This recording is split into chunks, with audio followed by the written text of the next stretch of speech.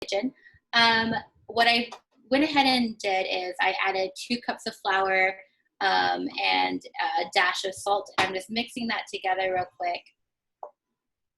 And we're at the beginning of this process. I also think Lorena joined. Hi. Hi. Hello, welcome. Hello, I'm sorry my camera is not working. No worries, no worries. We had people go around and do introductions, so if you want to say maybe your name and if you are going to be cooking along today. My name is Lorena, and I'm going to be cooking with my husband that is ready in the kitchen. And I'm going to move there already to do it with all of you. And I'm really excited to be here and to learn how to cook this meal. Perfect.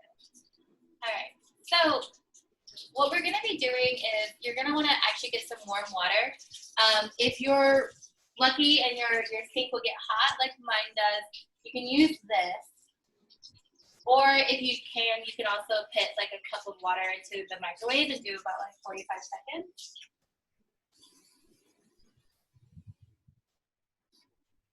And it's always easier to start a little under than doing over. So don't be afraid of adding more water as you kind of continue the process. And then I actually like to add in a little bit of egg white, which is, this is sort of where as you get older, I saw a chef do that as a trick, and I was like, I'm gonna try that. And to be honest, it's actually, I felt like really helpful.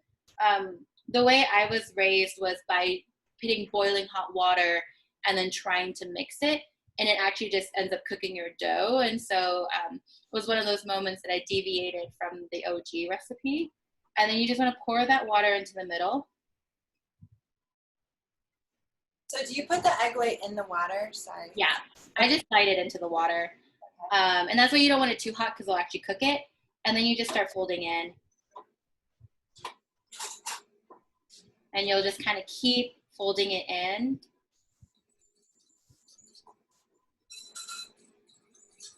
Whitney, do you mind to maybe move to your right a little bit so that we can see the bowl a bit more? If we can see how you're doing it. Thank you. No, you can see, yeah, you can put it on the counter. Thank you. And I'm rolling in. I realized that I didn't even think about, can my kitchen be like, how am I going to set things up in my kitchen? I was like, oh no, I don't have a studio kitchen. But you're just going to keep folding. And you'll notice it'll start kind of looking a little gooey. Oop, I realized the light might be a little bright. Here, try that. And a little gooey and like bready like this. And you just want to kind of keep folding and kneading. Sorry, I have a quick question. Like, when you put the water in, did you put it in the middle? I did the middle, and then I like to fold it in. Okay.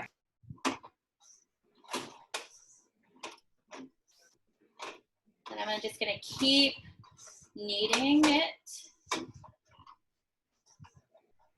and sort of letting it get a little tacky. Oh, this actually.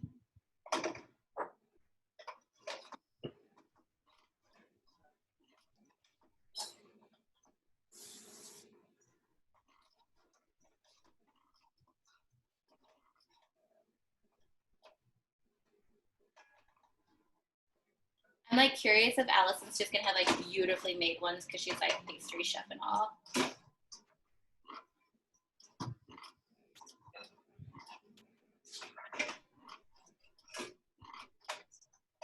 I'm noticing mine's like a little gooey, so I might add in a little flour. Don't judge me, I'm using my hands because I'm that person. I'm just sort of kneading it some more.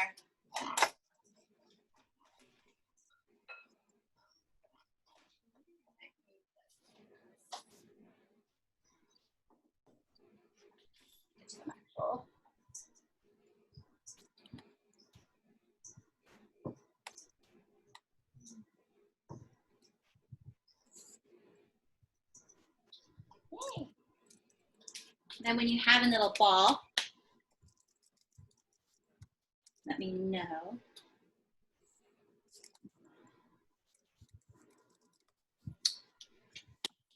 then we're gonna plop it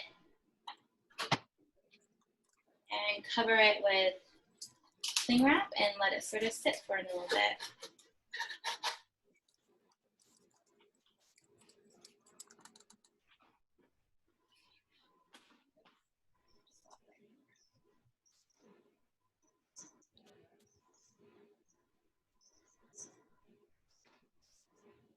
You just really want to make sure that the dough, that you're not seeing any pockets of flour.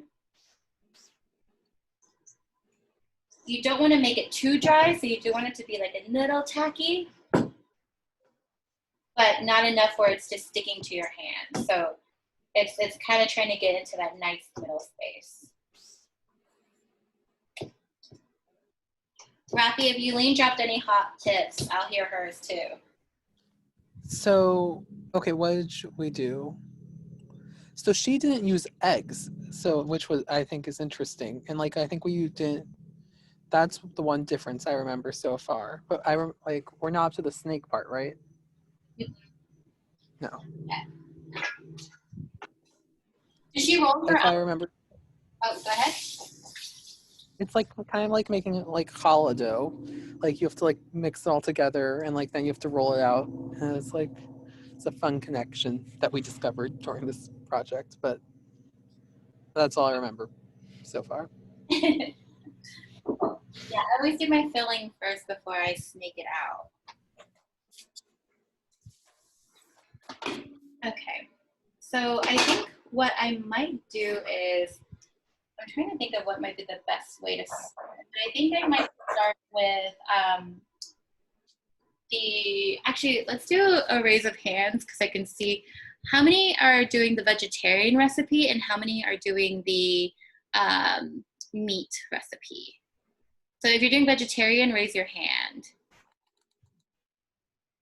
Okay, and if you're doing meat, okay. So I'm gonna start with meat first so people can start with their fillings and then we'll do vegetarian. If you are doing vegetarian, let's actually do this step real fast, which is grab your tofu.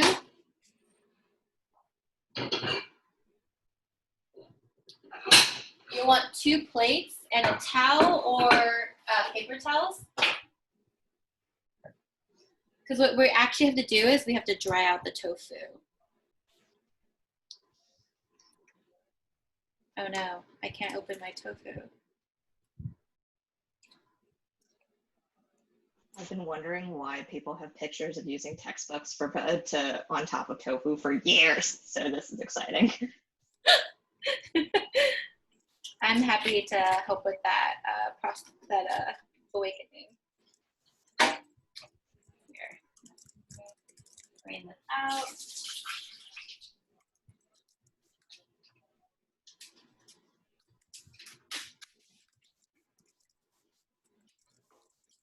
Look at this guy.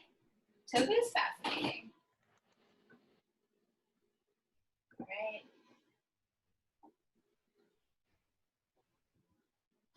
So I sort of just like to squish it once. So gross. And then I lay down a dry one on top and on the bottom. And then I realized I didn't grab anything. Oh, you know what? I'll use the flour. And you could just start letting that press.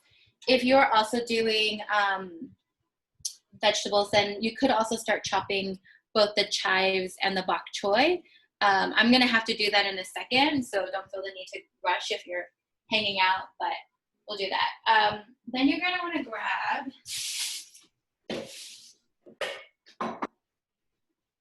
another bowl. And so what I like to do is, I'm over here looking up directions to my own recipe because I'm like, getting old is really what it is. The garlic and the cabbage, and to start chopping those up.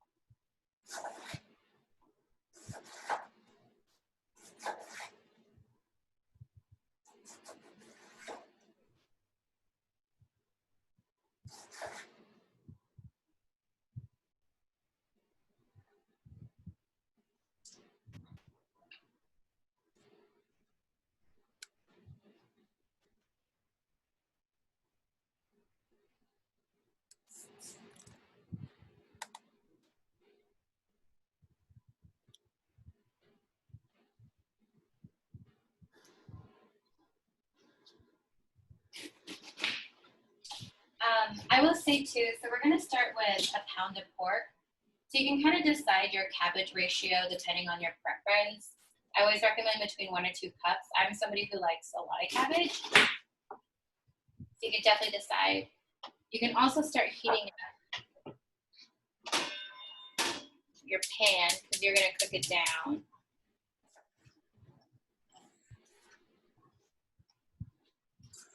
Add in a tiny amount of oil. You don't need too much. There's usually a lot of moisture on the cabbage.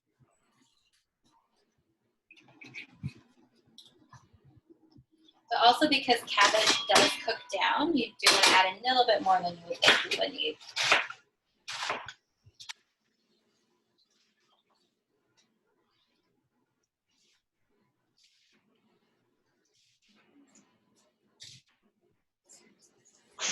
Wait, let me know if you want to ask, like, answer any questions or talk a little bit about anything, or if you want to focus on like cooking. And then I'm just gonna start cooking and ignoring everybody because I'm like, oh yeah, Whitney's actually just here to literally just teach you how to cook, and then she will. So I think for the next few steps, what we can do is you want to get the cabbage, garlic, and some salt, and you want to cook it down, and we can ask some questions while we're sort of prepping that part.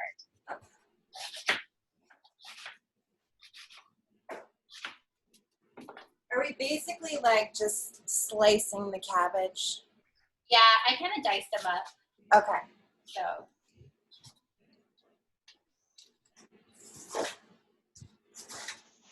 Can I ask a food question? Well, Go for it. how does one chop bok choy? You'll actually want to slice the bok choy to be pretty fine, and you want to get rid of the slivers if we can. Okay, thank you. Mm-hmm. I was so excited about bok choy that I didn't look up how to cut bok choy. There's no perfect way. To be honest, like I actually sometimes use a food processor when I'm doing vegetarian ones. So definitely like make them as fine as you can.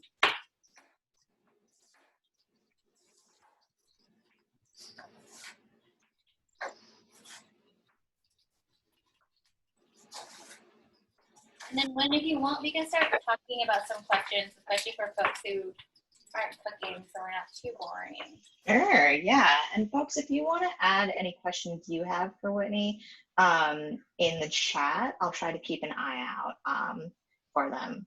But so I guess, Whitney, do you want to start by maybe telling us a little bit about your background and what in your work or just in the world that you were seeing led you to decide to run for city council? Yeah. I realized this is going to get loud in the middle. Sorry. So, you know, I lived in the community for going on close to 10 years and have really, I worked for Councilmember Lander in District 39 prior and spent some time really just like doing a lot of community organizing, but I wasn't really organizing in my own community and was oftentimes a little exasperated because I really felt that I was organizing in a community that wasn't my own, and I really did feel like I had a lot of love for District 38, but wasn't able to spend a lot of time in it. I did go back to working in the book world after I left the political world and realized kind of quickly that my DNA had just been rearranged, and it wasn't a surprise to anyone. For people who've known me, I've been door knocking since I was 15, so it kind of made sense that I would end up in politics, but I, for some odd reason, just never really saw myself in politics, and to be honest, I never really saw myself running. I used to joke all the time that I thought I was a Leo McGarry, not a judge, but like, yeah, I didn't think I was. And then like it's funny because anybody who knows me is like, no, you're so not a Leo, but I really thought I was like killer chief of staff. You're right, Leo does run later. You're right, touche. He did. But he doesn't win, right? Am I wrong? I won't lie. Win. Don't He die. dies No. Okay, I'm sorry. Dies the night he wins. He wins and then he dies. Don't do that. Okay. Also, everybody should have watched West Wing by now. It's been out for years. Oh, we didn't need to spoil it for anybody. I did. I completely meant to spoil it. You can't invite us anywhere. We're so bad. By the way, Whitney, I always tell people I'm a Josh, not a candidate. Oh, that's a better one. Okay. I'll be your Josh anytime you want me to. That's so good. That's so good. I think Whitney might already have a Josh, but okay. I know, I could just be her friend Josh who just calls her with unsolicited advice on random stuff.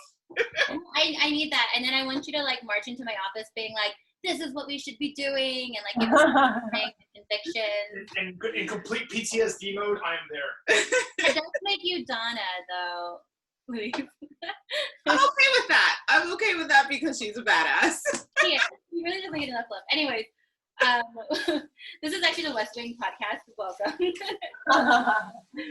I actually do think I'm way more Parks and Rec. All that said, I decided, actually more recently, and for people who've known me, it's almost like every step of the way I will try to like argue myself out of running.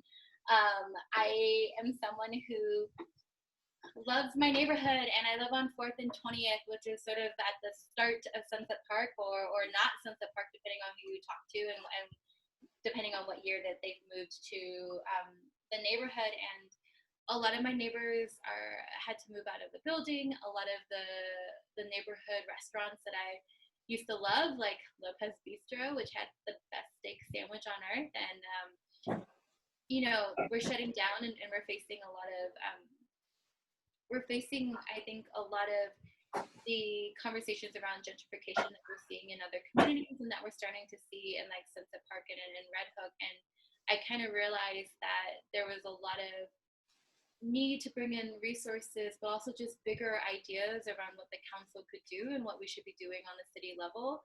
And I decided, after kind of hearing how other people were orienting themselves and also just being a little frustrated, because I think once you work in the council, you kind of become a little like ride or die in your convictions of what you think the council can do and cannot do. And I realized that there was a lot of reasons to run.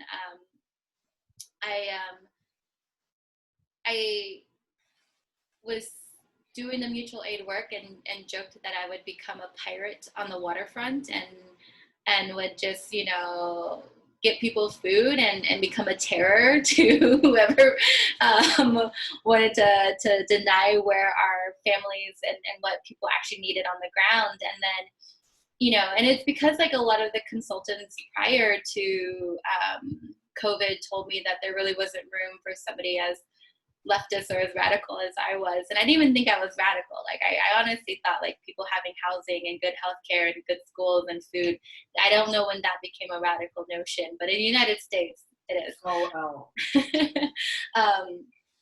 And then the conversations around, I also was someone who was on the record because I did a lot of organizing around ICE, and I was on the record for hitting NYPD really hard.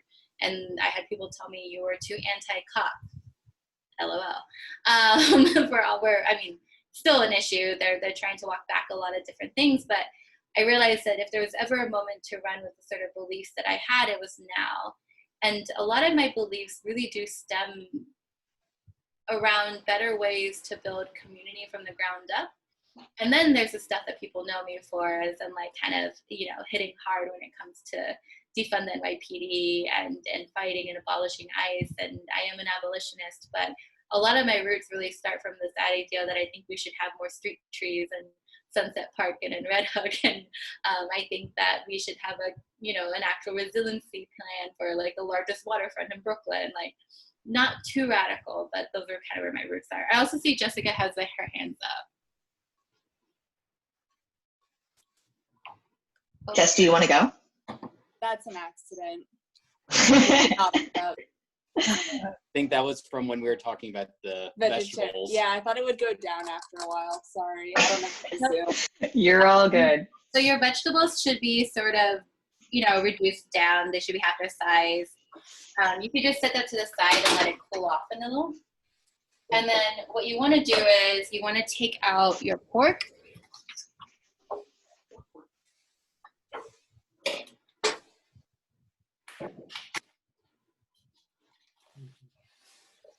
And you want to throw it in here.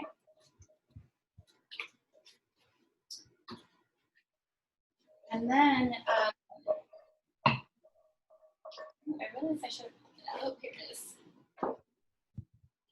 I like to add in to the pork. Oh, I need.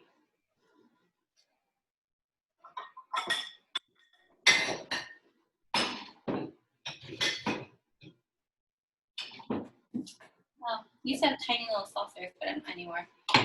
You don't have to do a lot. I like to just add like a little bit, kind of a spoonful amount.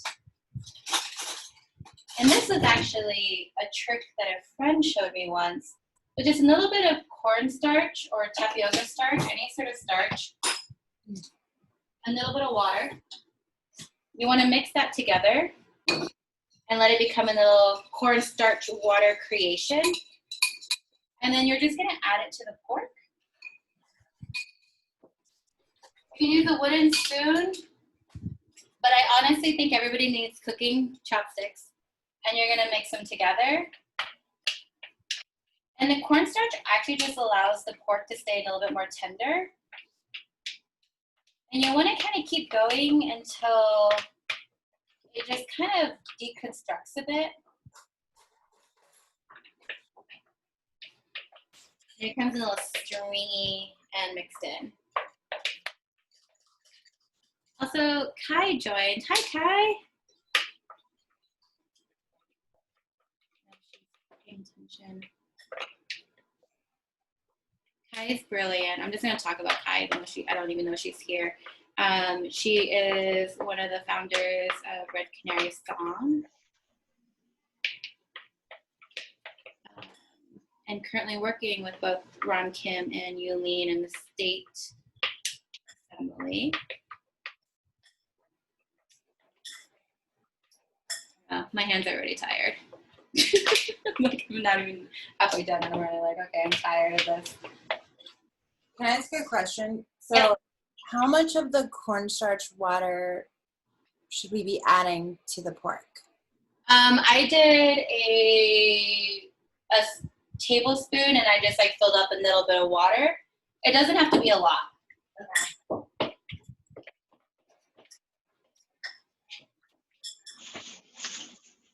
Whit, do you want to tell us? Oh, go. Oh, go for it. No.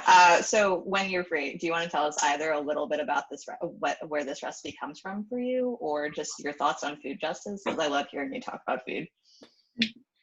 Yeah. So this recipe actually, you know, I grew up making dumplings with both my Nana and my mom. It's something where I always kind of knew when my Nana came over, there'll be like one morning where we all have to wake up super early and we spend all day making dumplings. And so what kind of happened was I went to college in Iowa, which really didn't have a Chinese community, not very many. And so it was kind of the first time that I was really away from just the ability to access my food, especially without my family around. And so I actually started cooking on my own, mostly from just being homesick. And then after cooking, I would, you know, my mom would send me the recipes, and then I would start adapting them and playing with them and making them my own. And so that's sort of where a lot of this started coming from.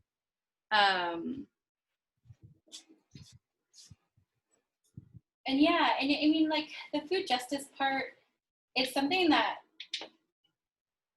especially with the mutual aid, it's been a really interesting moment. You know, I grew up for a part of time in Texas during one of my dad's midlife crises. You'll add the cabbage in at this point. And I think there were some moments when,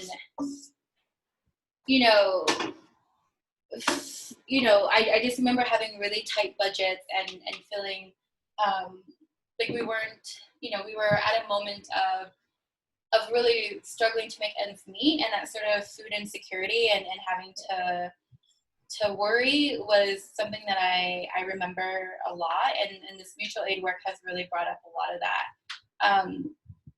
At the start of COVID, we were really seeing some abysmal excuses from the city when it came to what they thought food was and should be for our families. We were really seeing, we were getting calls from seniors who had like applesauce and 2 bags of chips. We had folks who were getting mostly just frozen meals. And that's sort of where the mutual aid kind of came into effect, was just realizing that, we live in a community with Latinx and Chinese and Muslim families who weren't able to access food that they could actually cook with. And part of why we decided to start organizing around this was to build boxes that were more culturally sensitive. Once you add in your pork, you'll want to add in sesame oil, which I am actually really low on, which is tragic. And soy sauce.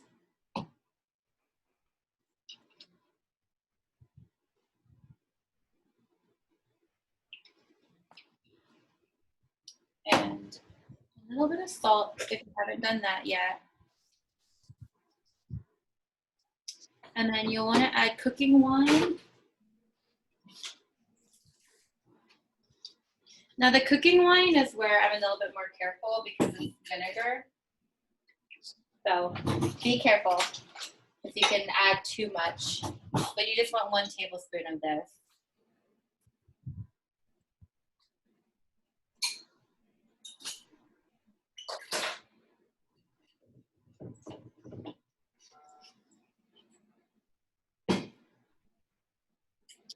I don't think if I'm missing anything. Nope. And then you'll just keep combining and mixing that. You want to get it nice and well integrated.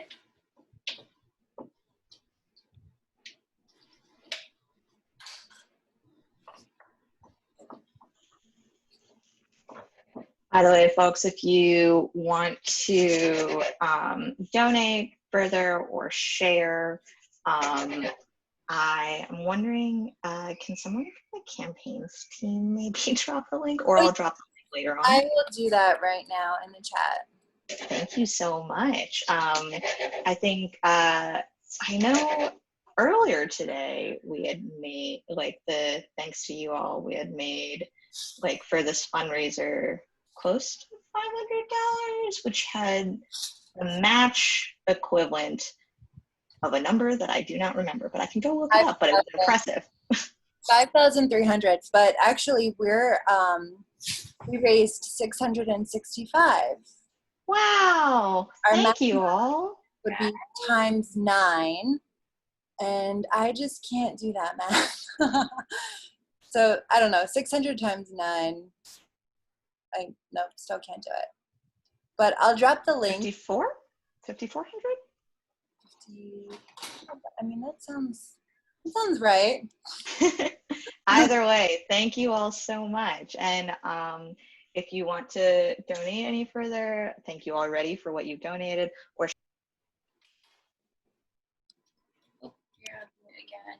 share the link from others. Sorry, Pennsylvania keeps on calling me for reasons. But we would so appreciate that. Thank you.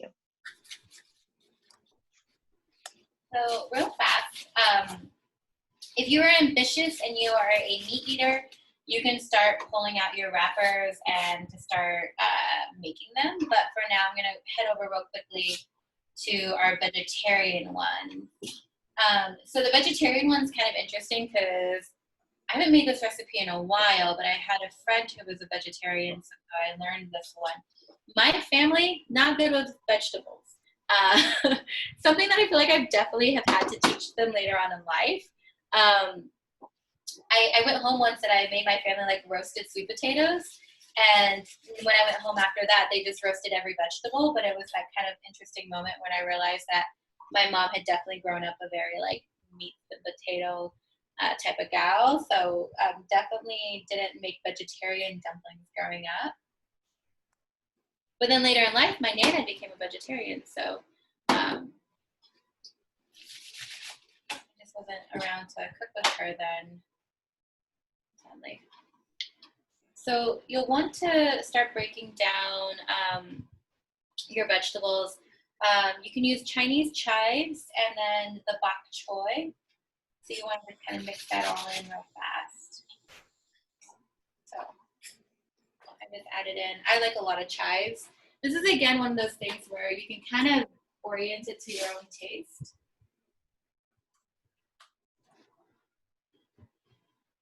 All right.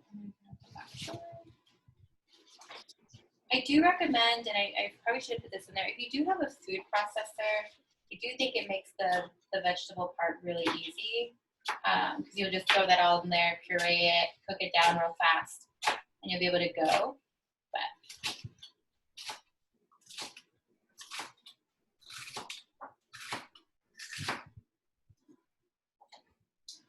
you know how everybody's like making plants? Do you think we can grow bok choy? I have a question. I will Google this later, but also that was just a beautiful looking bok choy cut. I went to Chinatown this morning and picked up all my vegetables, and I was very pleased with myself. What are some spots in Chinatown? I'm assuming Sunset Park, Chinatown? Yes. Sorry. Yeah. No. So fun fact, there are 9 Chinatowns throughout New York. They're all wonderful. We should support them. What are some spots in your Chinatown that you really like? There is a cross street, and it's like on 8th Avenue, and I think it's like 52nd or 54. It might be a little bit earlier. It's in like the 40s. I would say it's probably around 52nd to 48th Street. I can't remember which one, but it's like on every corner there is a Chinese supermarket, and each supermarket has something a little different. So one will have like the seafood, one will have the vegetables, one will have all your frozen stuff, and I literally will go to all 4 and just grab what I want. The vegetable one I really like because they also carry my favorite juice boxes. And so the little child in me gets really pleased. What is also really nice too is during COVID, most of the Chinese stores were actually closed. So in kind of all of Sunset Park, I really only could find like 2 open Chinese grocery stores, which meant the lines were astronomical. And so I really wasn't able to ever go inside. And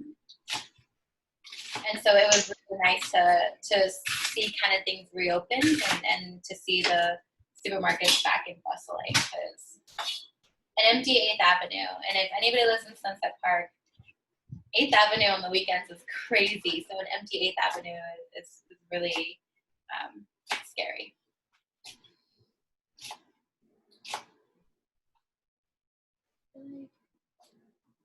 Oh, thanks. Okay.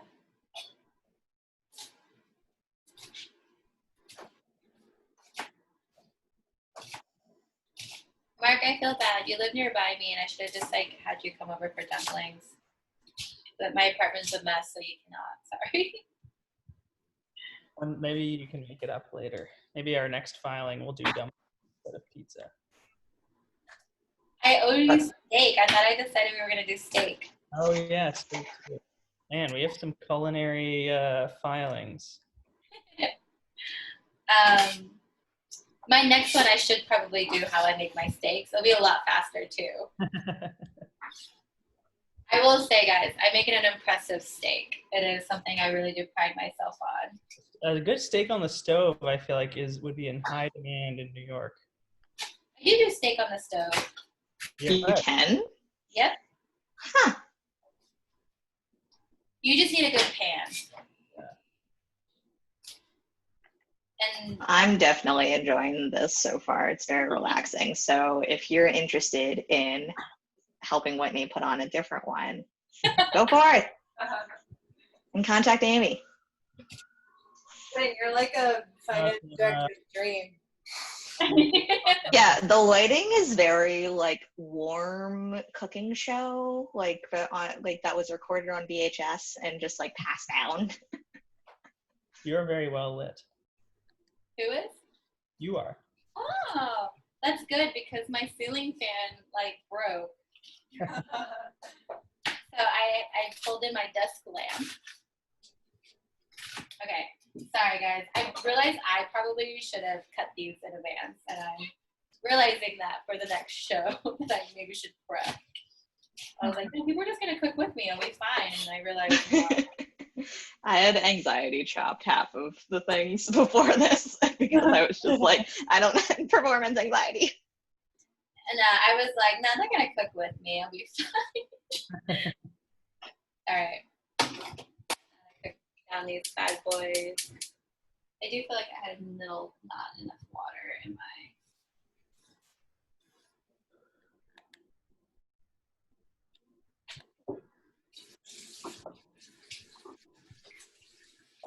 Also, Jar is also making noodles. She's the one to show me up. Everything that's beautiful and the light touches was created by Jar. Yeah, your campaign graphics are gorgeous, so shout out to Jar.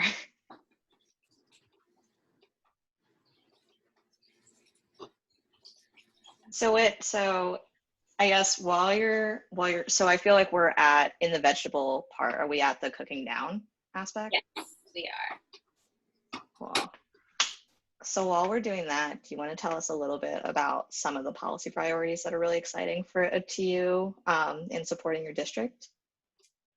Yeah, I think a lot of the policy that I'm focusing on right now is a mix of, and something that I'm excited to kind of pull together is really talking about anti-gentrification efforts. Doing a lot of work right now to pull together plans that I think will really help people stay in their homes, all the way from giving power to local tenant organizations. You know, I think pulling together some of the policy that we're seeing on the state level. So I'm actually like I'm waiting for Wilfredo to call me up and like, that is impossible. But I'm gonna make it. But I also think I would never do that. I'm also really interested in finding ways to encourage, you know, the purchasing of buildings when they go on sale to folks who are tenants and nonprofits first, which is actually a bill that Senator Myrie has on the state level, but we actually think it's feasible to do on the city level too for those added protections. Also, don't trust Cuomo. I also think it'd be really interesting to pull in some more opportunities around creating a licensing process for landlords to come in and to purchase buildings. I think part of that is because what we're really seeing in New York is a lot of developers getting away with as of right development and getting to come into communities and deciding, all right, well, we're going to put the largest last mile trucking facility right in between, you know, right in the middle of a working waterfront that already has a trucking issue, all the way to Red Hook that also cannot, you know, in terms of no DOT studies about whether or not they can actually handle the amount of trucks in the neighborhood. So I think those are some of the ideas that I really kind of percolating. I'm also really passionate about like commercial rent stabilization. I'd love to see a lot more protections for folks that are day laborers and excluded workers, and finding way more opportunities, because I think something that, especially with the mutual aid work, what we saw was, you know, the city wasn't thinking about folks who were undocumented or even with like language justice. The first 2 weeks, I was told that if I wanted anything translated, that we would have to do it ourselves in terms of a COVID-19 response. And considering that the majority of New Yorkers don't speak English at home, I thought that was a real big sign of negligence. And I think those are some of the things that I'm really excited to focus on and making sure that we're writing policy that really is protecting the people that are most vulnerable. Because I think one of my biggest frustrations is when council members, our mayor, our governor, all love to use Trump as a straw man, but none of them are willing to talk about the fact that 1 in 4 New Yorkers can't pay rent right now. None of them want to talk about the fact that they've paid more in NYPD overtime than they have in their COVID-19 food response. Those aren't issues that Trump is weighing in on. Those are issues that they are ignoring. And I think those are some of the things that I'm really excited to kind of raise a little hell around.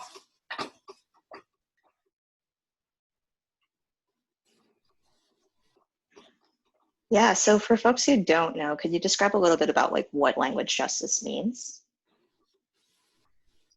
That's a great question.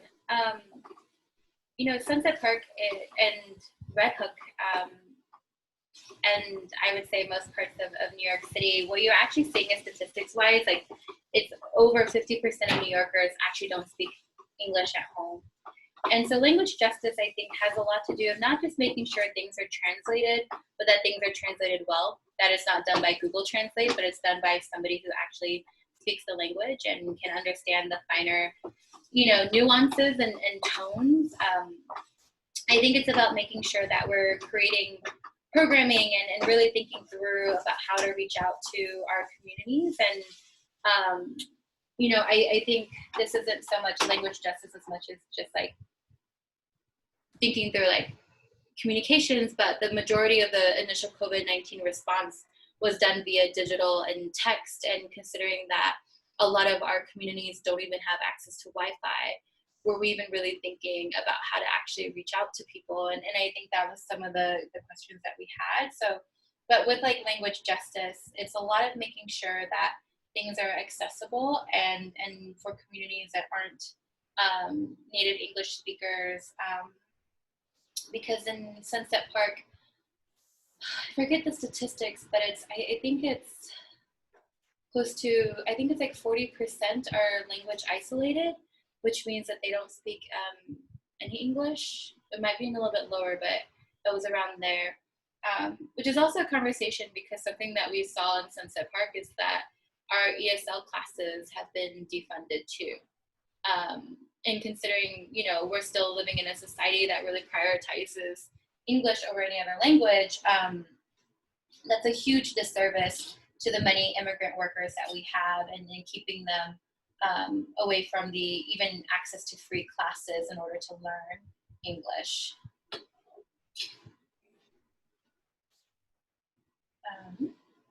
So real fast, now's the fun part, we gotta make wrappers. So everything is sort of cooked down and, oh, I forgot. I literally forgot. We gotta come back to our tofu. Also, thanks Rafi and Glory for coming. See you later. Thanks guys. So what you'll actually do is you're gonna just add tofu into the mix. You can kind of decide how much tofu to spinach, not to spinach, to bok choy, you know, consistency you want. I actually like a lot of tofu. So I might do half a block. Is there a way we should be cutting or should we just go? Nice. Okay. You can make it really messy. I like to just break it down with my hand and then I'll mix it in with the spoon. Awesome. If you're somebody who doesn't like texture, maybe just throw it in and do it with your spoon. But if you don't mind getting it all dirty.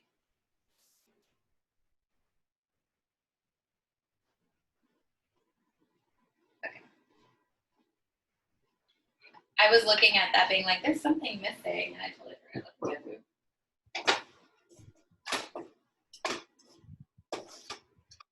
All right, you're gonna mix that all nice and in. You wanna break down all the big crumbles that are still left.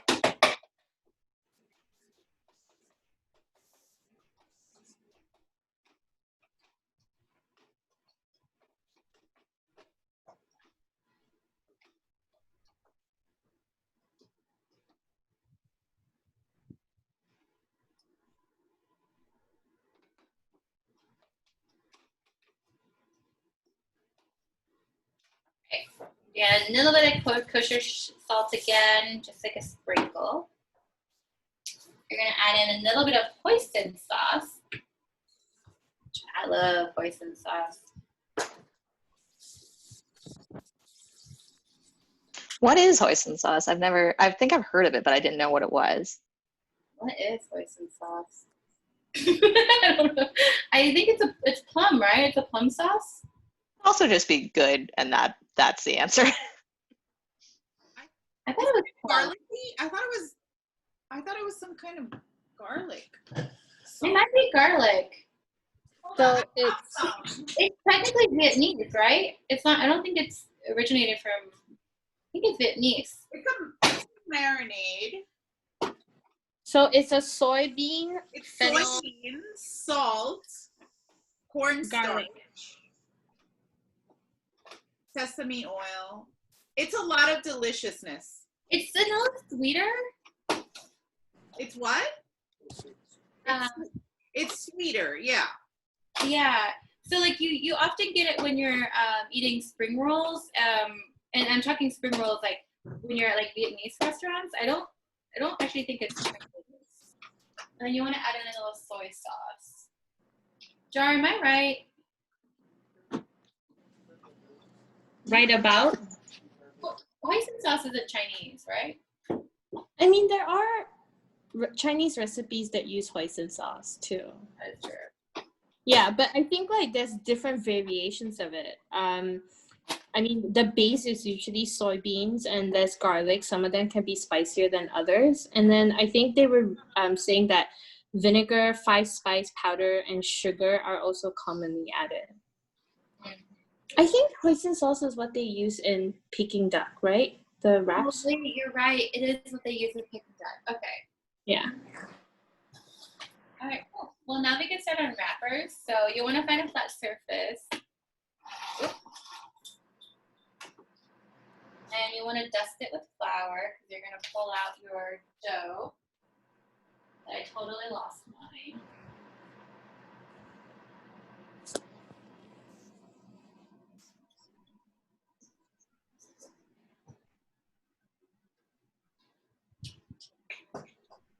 And you'll want to start kneading it again. It should be nice and soft.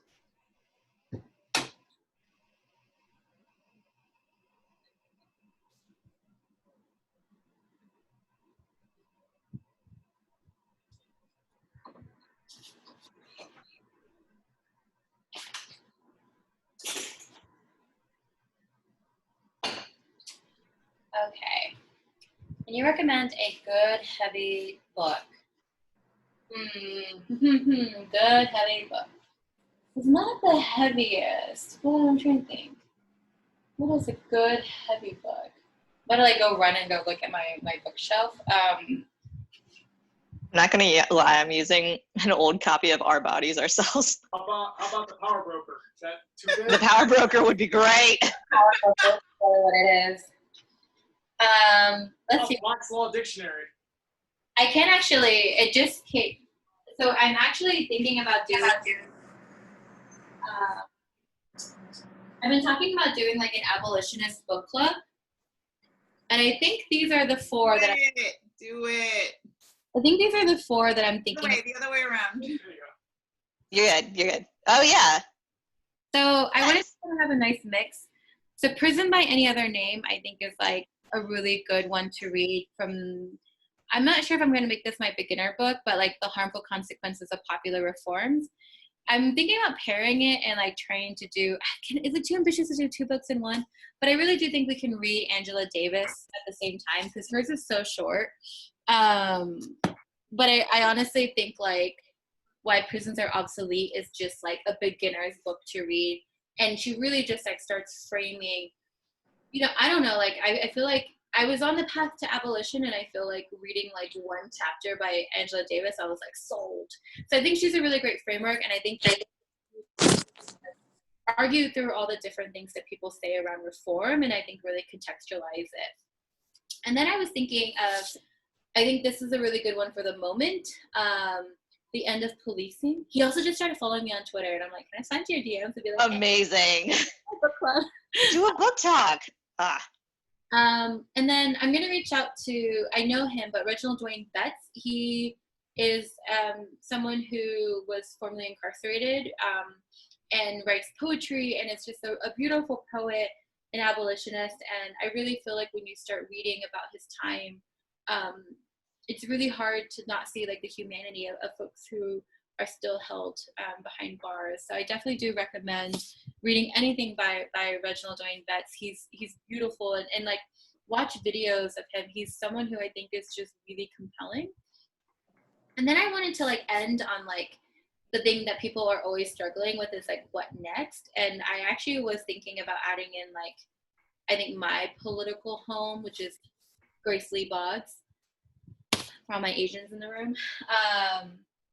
But she is someone who I feel like the framework that I like to work in, where like Grace Lee Boggs wasn't saying that we have to like tear down the system. She literally was like, just go talk to your neighbors, like go start meeting people, like, you know, by creating stronger foundations of community, we can really, I think, bring in an age of enlightenment that in order to be radicalized and to build a revolution, we have to become more human and more into revolution ourselves. And I just really love her. So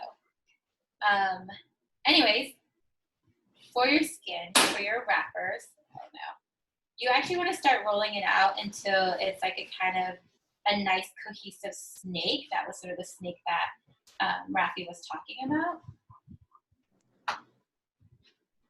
I'm realizing I don't have as much counter space as I do at home, do it with my parents. I'm like, I gotta wrap this up. But you want it is important to try to make your wrappers as consistent as possible, because when you cook them, you'll want to be able to cook them all at the same temperature and amount of time. There are some people who get who are like, will weigh every wrapper and get really precise with it. I am not that person, but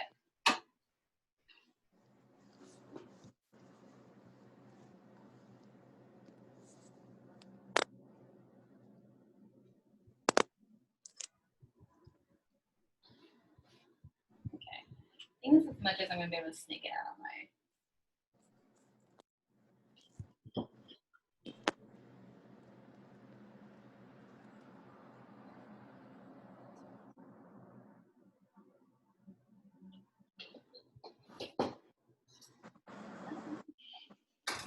Folks, if you have questions for Whitney, food or otherwise, you want to ask, feel free to shout them out. So there's two ways to cook dumplings. Jalsa, which is what Wilfredo mentioned earlier, is when you often boil them. And then pot stickers is when you fry them. And I think I'm going to fry mine tonight. So I would want like a slightly thicker skin. But if you are doing, if you're going to boil them, which you totally can, you can actually keep them a little bit thinner.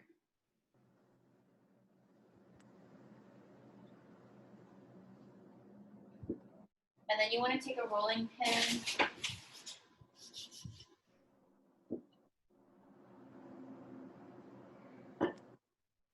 And then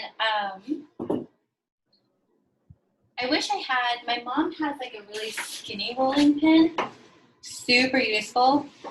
I need to buy one. I have a kind of a bigger one. If you're using a wine bottle, totally okay. And you'll want to try to get them a little even. And I kind of just rotate mine around and start squishing them out, but definitely. What kind of rolling pin do you recommend? Do you know how sometimes they're like wooden or they're like porcelain? Like what kind of rolling pin? I mean, I always feel like wood is a little bit easier, but I don't think the rolling pin material matters as much as like the size does. And there's like a skinnier one that people use and they get really fast. You'll see them, they're like shifting it like that. I do not have that. But I do think those are super useful because you can make really uniform, beautiful dumplings. But to be honest, you know, I'm a philosophy of David Chang, ugly delicious, everything is beautiful. Okay, now So Whitney, asking for a friend if they're not uniform. Huh? What will happen? If they're not uniform? Yeah. You just might be tougher to cook them. Boiling, you'll probably be fine because you can pull things out. But if you're frying them, you might just want to put like the thicker ones in the middle and the thinner ones on the outside. I'm not having an issue with thickness. It's more shape. I mean, it's beautiful. I mean, I'm getting some oblong wrappers here. I mean, that's where you can maybe correct it in the folding. To be honest, like, I don't like Chinese restaurants that give me pretty dumplings because I like a lot of wrapper in my dumplings. And so when I get like beautifully made dumplings, I feel like I get skimped out on the extra food. I feel like that's a great t-shirt. I like a lot of wrapper in my dumpling. And you can put You heard it here first, everyone. Patent pending. Patent pending. I like a lot of wrapper in my t-shirt. In my wrap. In my dumpling. 10% of all t-shirt sales. Whitney Hu 2021.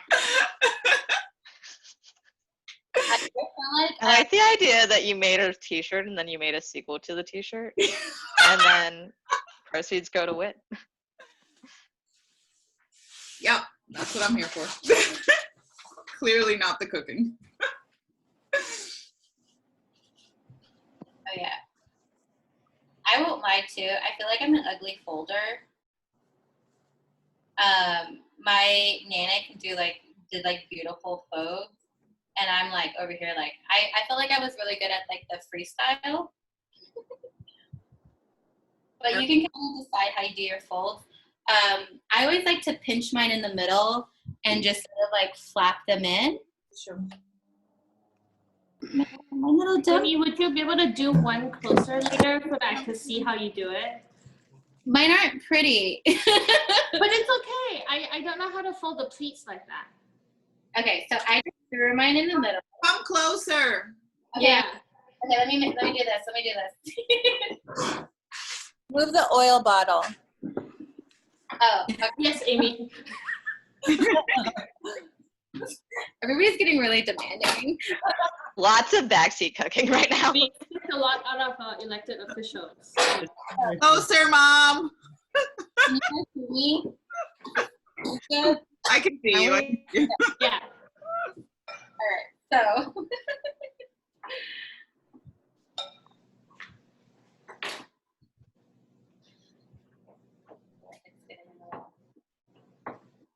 I feel like I'm just working way harder. I'm sweating over here. Yeah, I really wish I had a smaller roller. Oh well. Ella usa mucha masa. Tú estás usando muy poquita masa. No. I wonder. Am I charged?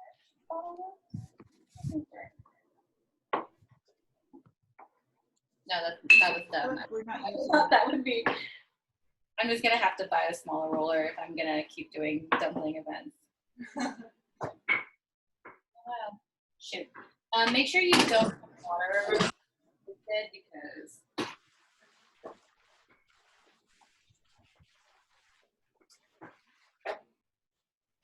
These tiny Brooklyn kitchens.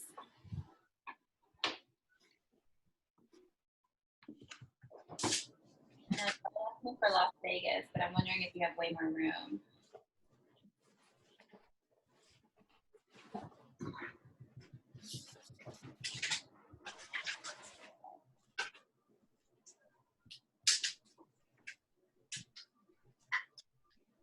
All right. Oh, you are mission. Thanks, Matt.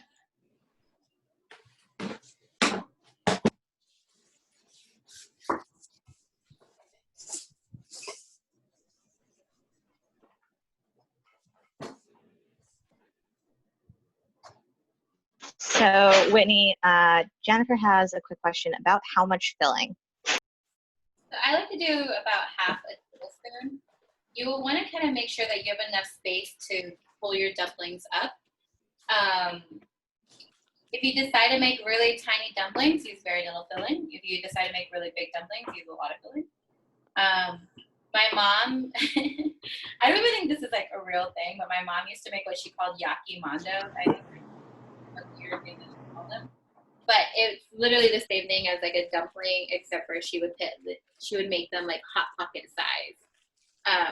Do not recommend doing that tonight, but if you did, I would not be too upset about it. But I'm for like something around this size. Oh, this light might be too bright now. Around this size, I'm going to be adding in about half a tablespoon. And then the way that I like to do these dumplings is so I kind of get that centered. I pinch it in the middle. I also think this style really helps if your dumpling is uneven to kind of even it back out. And then once it's in the middle, I just pleat on one side. So I just pleat it. So I pull it forward and I fold it in like that. Pull it forward, fold it in. Pull it forward, fold it in. You really want to make sure that your ends are closed, because that's usually where, when you're frying it, it will break open. And then I go onto the other side. Fold it in, close it in, fold it in, close it in, fold it in, close it in. And then it's sort of a little dumpling shape. And then you will throw it into your pan. And then I usually put one in the middle and then I will stack it around. You want to make sure that if you're frying these, that the bottom is like perfectly kind of set, because you'll want to get a nice crispy bottom. I am also using an always pan that my friends bought me, including Jar. I really do recommend it. It's a great pan. Product placement. Product placement.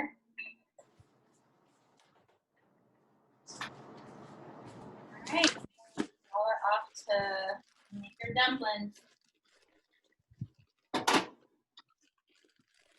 Wait, while we're folding, do you want to tell us a little bit about your interest in immigrant and AAPI organizing? Yeah, definitely. And maybe how it connects to kind of this moment with Black Lives Matters as well. Great question. I actually was on a call the other day with someone about some of this stuff too. So I think a lot of my perspective actually came from the fact that I had to argue. If he watches this, he knows what I mean.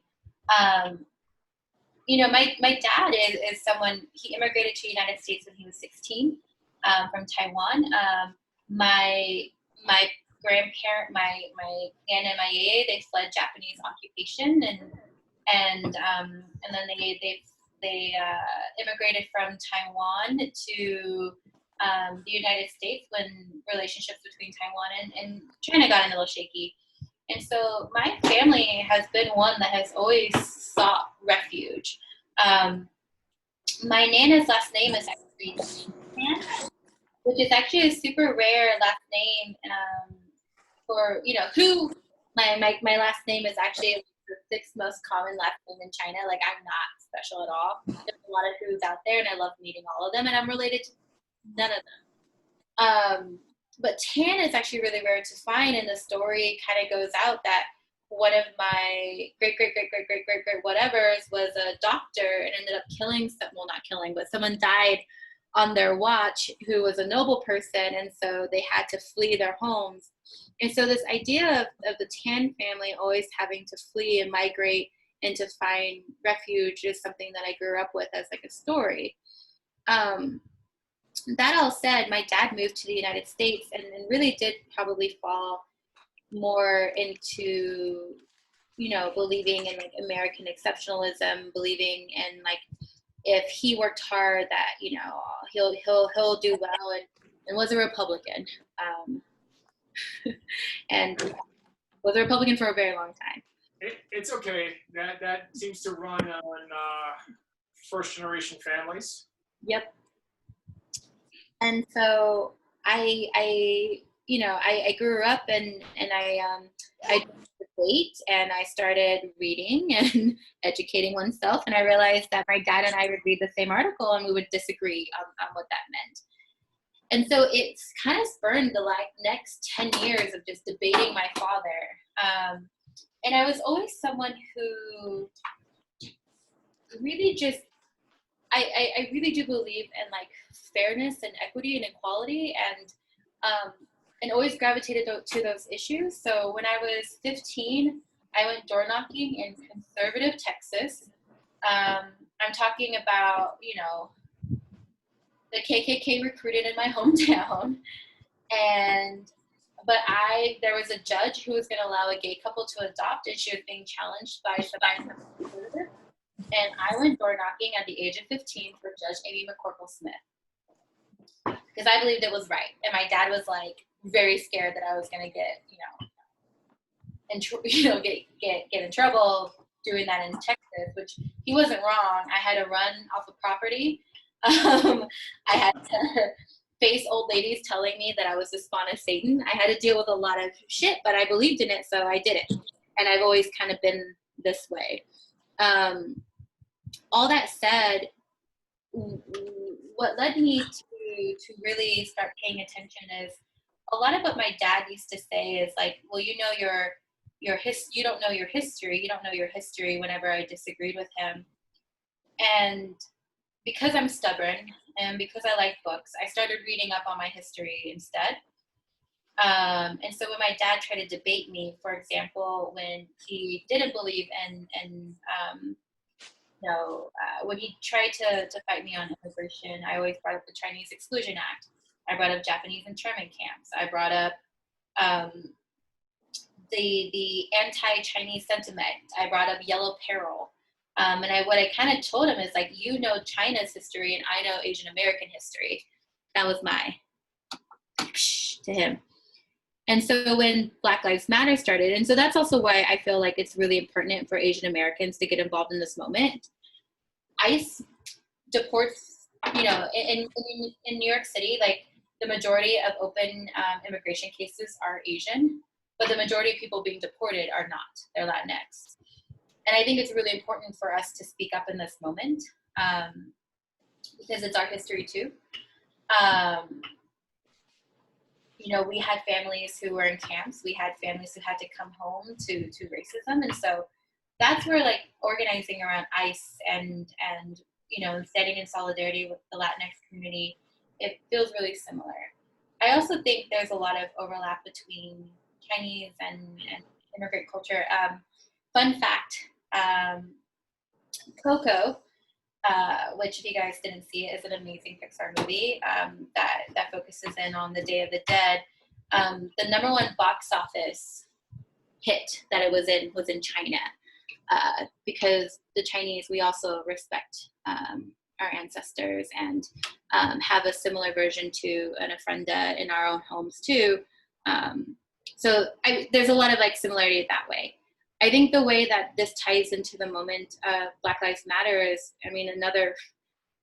my dad's going to watch this and be like, why were you just like trashing me the entire time? And I'm like, you were pivotal to my political awakening.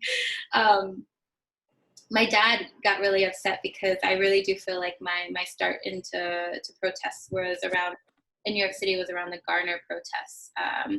And he would be really upset because this was when like I would be in Union Square and there'll be, oh, this is a tiny dumpling. There would be cop cars everywhere and I would be kind of running from the police. And I had a moment where I actually saw a reporter get beaten by police officers. And my dad was like, why are you doing this? This isn't your fight. And I got angry at him because I was like, it is. And I like to remind him again, Asian American history. The largest mass lynching that ever took place in California were Chinese. Vincent Chin was when the Asian American community banded together and actually marched through Chinatown to City Hall. Asian Americans have been involved in the movement. It's just something that I think we're having to re-educate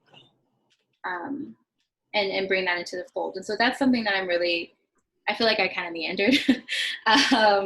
But yeah, that's a lot of where I think my like historical context and for why I actually think it's really important for the APA movement to become involved in this is because our stories, our Asian American stories, are so interwoven with the struggles that we're seeing now. Yeah. For folks who don't know, would you be okay just describing a little bit of Vincent Chin's story? Yeah. I could like, excuse me if I'm wrong on, like, I feel like now I'm like, oh God, making sure I have it all down. But Vincent Chin was a situation where a Chinese man was walking home and police officers pulled him aside and then ended up brutally beating him. And is Kai actually on here? Yeah, I'm on the call. Kai, because you know the family. I think Annie Tan, who's in our community, is a family member of Vincent Chin. Yeah, so I'm not sure if maybe if you wanted to talk in a little bit more, because I feel like I know it peripheral, but I don't want to like misspeak it at the moment. Well, in New York City, certain organizations like CAV were organized around Vincent Chin's, around the violence that Vincent Chin had endured. And this really sparked like an anti-Asian violence kind of movement. This is sort of a moment of awakening, I think, for a lot of the Asian Americans involved in the civil rights movement, alongside African Americans. And right now, I think, we're at another moment of like increased anti-Asian violence. So this is particularly salient. And how we address this in line with also the sort of non-carceral defund police, values of the Black Lives Matter movement is something that we really need to come together as a community to talk about. How do we address hate in a way that doesn't rely on more policing and prisons as the main way to address these issues, right? I wonder what your thoughts are on some of that. I agree. Kai is someone that I organize with and also knows some of my frustrations with some of the current actors. I literally can say actors because they are actors. They're not actors can't be organizers, but I think what we're seeing right now is a moment where we're actually seeing a lot of Asian Americans uphold power by aligning themselves with white supremacy. And so part of it can also be like, we can have conversations around fear and what that looks like, but some parts of it is also just like the holds of power and how people profit and the capitalism that really does go into some of these power brokers. And this is where I'm talking about like Blue Lives Matters marching with landlords and Flushing. We have seen some counter protests happen. So in South Brooklyn, there has been a lot of rising anti-Asian sentiment. There's people putting up flyers and calling it the Chinese virus, and this is all things that we can definitely trace back to Trump and some of the earlier moments of why I even started organizing around with Wynn and others around Dumplings Against Hate was because Chinatowns felt the effects of COVID way before any other community did. People stopped going to Chinatowns fast, even though from what we've seen in terms of the patterns of COVID wasn't transferred in by the Chinese community, but by European folks who had been gone to Europe first. But a lot of that implicit like bias and racism existed. And so an Asian woman was actually set on fire, so her back was lit. She's okay, but she did have that moment. And so community members came out, but the way that they spoke about it was asking and calling for more policing. even though surveillance culture is something that is harmful and wasn't really aligning itself with the values of Black Lives Matters either. And that's something that I think we're wanting to have more conversations around, and to really educate and to be aware that, I think especially when we talk about Vincent Chin and the police brutality that he did, that this isn't a new struggle, but something that I think we have to remind our communities, especially when we have folks who are immigrating over at different eras and times. I think there's a need to educate Asian Americans about Asian American history, and making sure that that legacy is being passed on.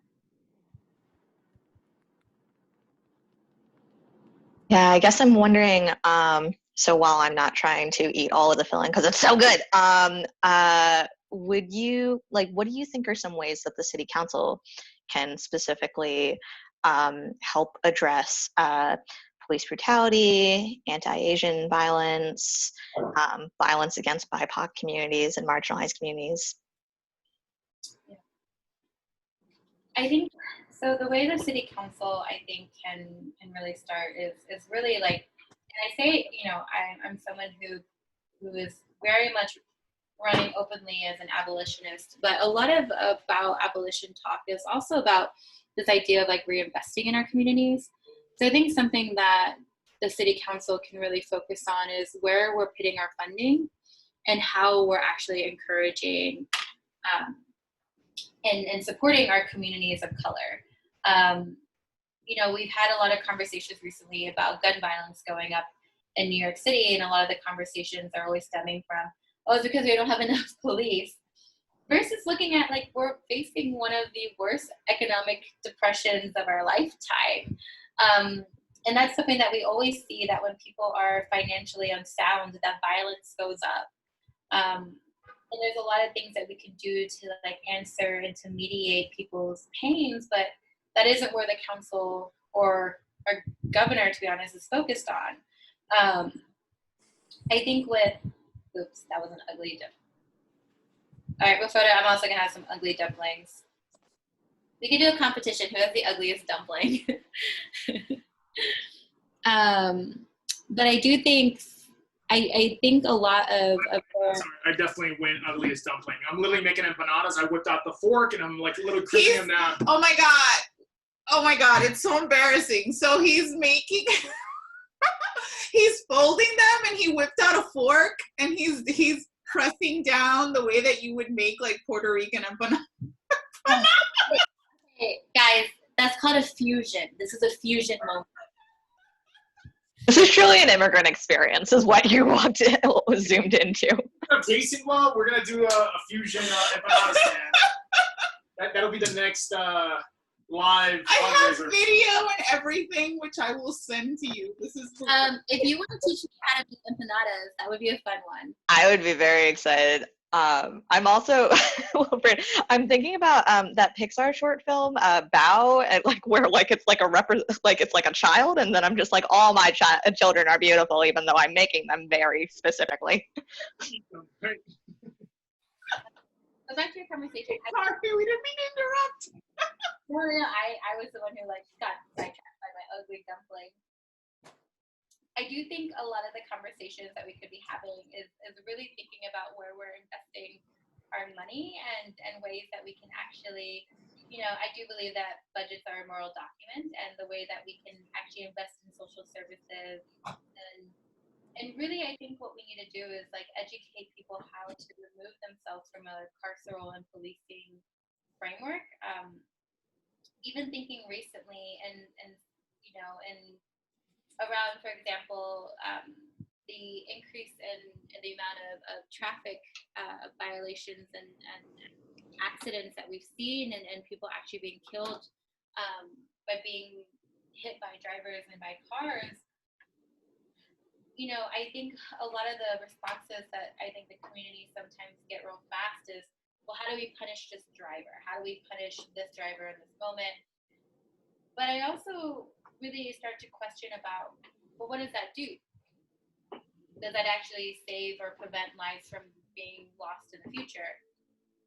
I think some of the anger that we feel needs to kind of come out and look at the loss. So for example, we think of transit as a very white organizing issue, even though if you look at the deaths of pedestrians, we will notice that that list is actually way more diverse. And I think what we're seeing is, you know, in Sunset Park, we don't have as many speed bumps as they do in Park Slope. We don't have as many signs. We don't have as many, you know, crossing guards. Like the sort of actual infrastructure investment that you would want isn't there. And I think that's some of the stuff that, like, we have a street in Sunset Park, 39th Street, where we had a father who was recently lost.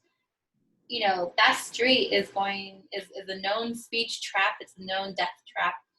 Until we actually get DOT in there to invest and put in more traffic lights and speed lights and signs, like, and speed bumps, like, we're going to continue to see deaths on there, no matter how many people we arrest or prosecute for those deaths. So I think a lot of where I think the defund needs to be a moment is that real allocation of money, and making sure we're putting it where it matters. Oh my God. I could definitely, like, my parents would be so ashamed of me for not packing this, but I think I am gonna cook some of these so we can not be here all night. Lynn, did I even answer your question? I feel like I get lost. No, I don't remember the question, to be completely honest. So, so I'm just enjoying the ride. All right, cool. So, with this part, what you're gonna actually do is, you're gonna have so if you haven't seen your dumplings, you want to have a canola oil coating at the bottom, and you're gonna place your dumplings in. If you haven't done that, please put some oil in so you don't get some dumplings to stick. Unless you're like me and you have a super fancy pan.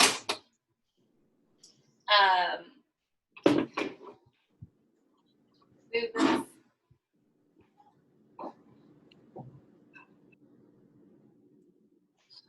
And then what I usually have to do is to just cook it for 2 to 3 minutes and get a nice crispy bottom. And then you want to have a glass of water prepared, because once they're done cooking at the bottom, I'm going to actually throw water in and cover it and let it steam and cook the rest. Because I turned on my pan just now, it's going to take a few minutes more than 2 to 3. So usually your pans will be hot and you'd be adding the dumplings in, because you would have made them in advance and they might even be frozen. So, how's everybody's dumplings looking? Can you guys all show me your dumplings?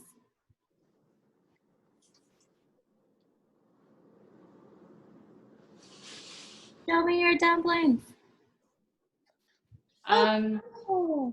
Wait. Oh wait, camera's here. Jars, how does yours look better than mine? And you're just like, because I didn't make my own wrappers. and my father-in-law is helping out, but he's camera shy. So this is his first. It's really nice. Doesn't it? Wait, Mr. Zeman. Oh wait, Jessica's already eaten dumplings. Jess. That's amazing. We already made our first batch and ate them. They're great. It's a great recipe. I love Lorena. I didn't understand what you said about the water. So once we're frying, what are we doing with the water? So once your bottoms are golden brown, you're gonna throw the water in and then cover it, and you're gonna let them steam. Ah, okay.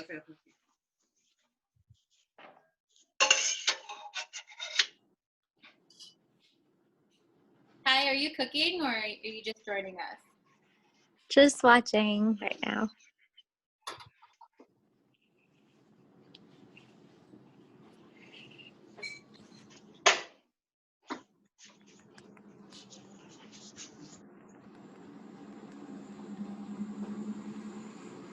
I really want to see if Lorena and Angela have made dumplings. Oh wait, she can't turn on her camera. My camera is not working. You're gonna have to take photos and send them to me. We will.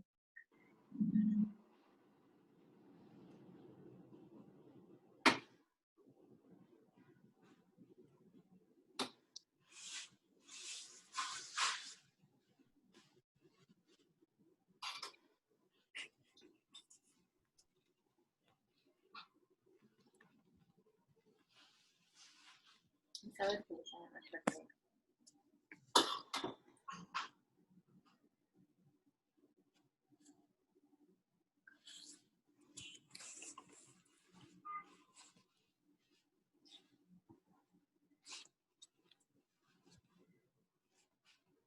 Wynn, how are your dumplings looking? How are you feeling?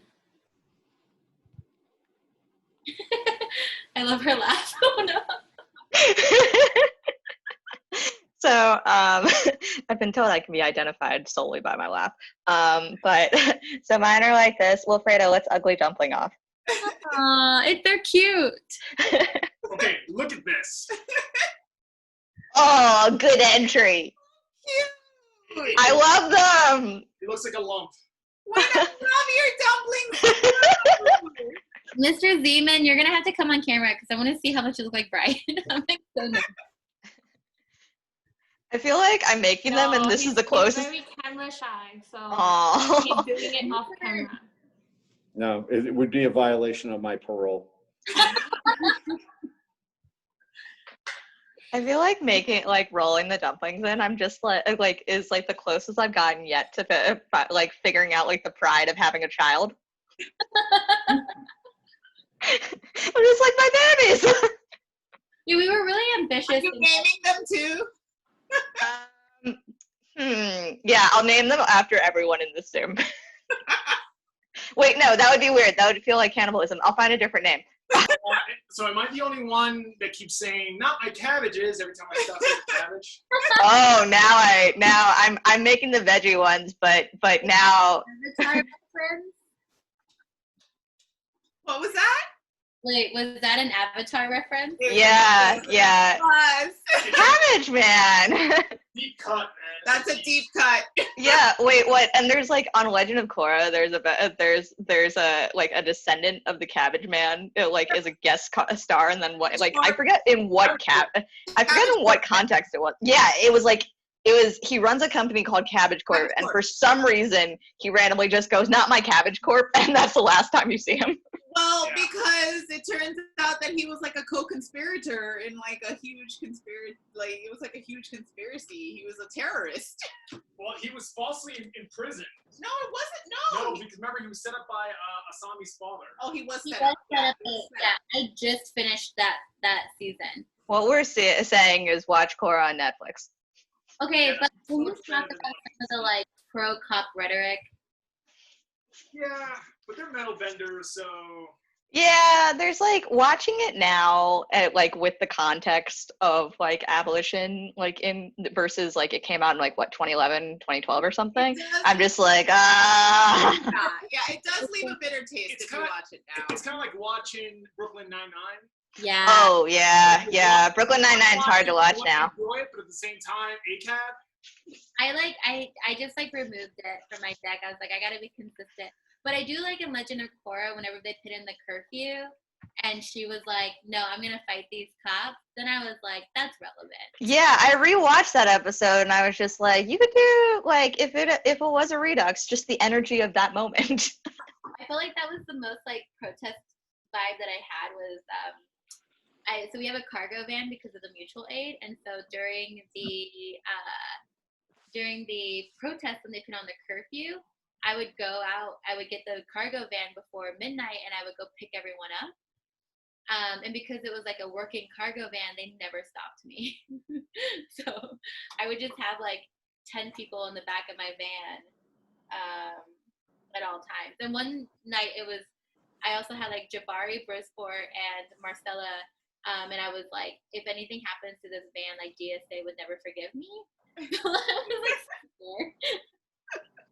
I mean, you immediately be on Lori Como's Christmas list, but. Well, if it makes you feel any better about Korra, think about it this way. So you had one sister who was a metal bender and became a cop, and there was like a whole storyline about metal benders and them being cops. But there was another sister who was also a metal bender, and she started like she founded a whole city, a whole utopian city that was full of metal benders, and like policing wasn't a huge problem there. It was literally It was like, just resources shared Yeah, amongst it was- people. yeah, it was like the city of the future where metal bending was just a resource that people used to make like life better for everybody. So Wait, in the chat we're having a save USPS version of Brooklyn Nine-Nine. Do folks want to pitch their ultimate season? Ben, have you tweeted that? Because I will retweet that in a heartbeat. I was wondering. It could work as a postal service, and I think you can still keep the jokes relatively the same. Yeah, that's Ben's idea, is that just without any explanation, they've just always been postal workers. I also like the idea of like Peralta having to like, fight. Sort mail. Like, he can do it, right? Like his enemy is Amazon. He's literally trying to fight Jeff Bezos. Like, I think this could work. Also, the Halloween episodes in a postal office where it's just for some reason like nothing is happening in the district, so they're just doing pranks all night. That would be I don't know what kind of pranks you can pull in a postal office. Allison, did you finish your dumplings? Can we see? Yes. They're okay. I think they're gonna taste good. Oh. All right, cool. Be sure to report back. I will. Thank you so much. It was nice to see everybody's faces and meet everyone. Amy, are you eating dumplings? Thanks, Allison, for joining. For me? Yeah. They're still steaming, but how long are they supposed to steam for? Just till the water's done? No, you'll kind of see at the top. I usually say about 6 minutes. Okay. You want to, kind of judging on your pan and everything, you might want to like cut one open to make sure it's cooked all the way through on the inside. And then if not, you can eat it. Okay. It looks like they're steaming pretty hard, so I'm excited though, because I got a good like crisp on the bottom. Yeah. Steven's helping. He's making the sauce. Steven. Oh wait, while we're doing this, we could be making the sauce.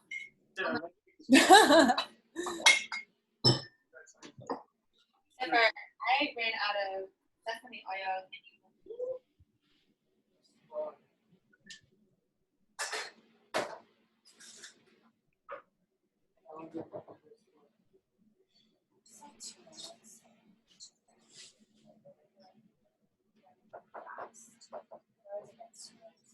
Also, folks, I know it is 8:58 and this is supposed to go until 9. So if you have to run, thank you. If you want to stay and finish up, you're welcome. But this is so much fun.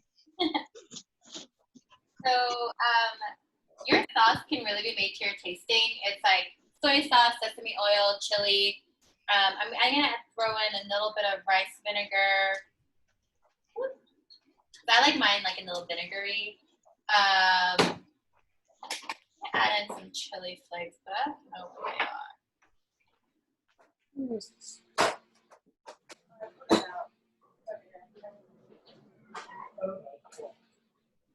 Did you buy another rice vinegar? Yeah. You have a lot of rice vinegars. Really? I thought we ran out of rice.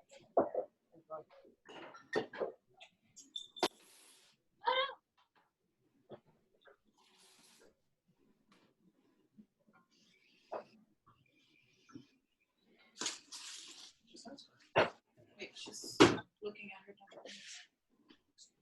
Thanks for joining, Ben. Whitney, for the sauce, I got as far as the rice vinegar. Oh yeah, so it's sesame oil, rice vinegar, soy sauce. If you have it, you can add in a scallion and red pepper. Yeah, there's a scallion pepper. How much of wait? Oh, here, I'll read out the. So you could do a quarter cup of soy sauce, 2 teaspoons of rice vinegar, a teaspoon of sesame oil, a clove of garlic, 1 scallion, and red pepper paste. Oh, that's okay. I like mine a little bit more vinegary, so I always do like a dollop, but.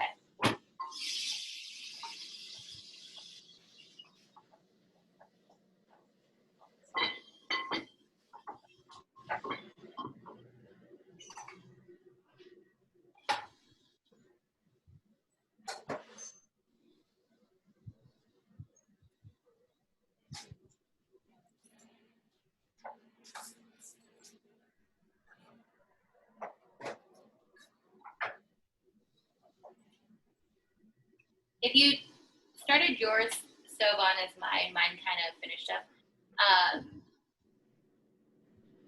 So I just turned off the heat on mine. I'm gonna let them kind of continue to cook in a little more. Ooh, hot, hot, hot, hot, hot.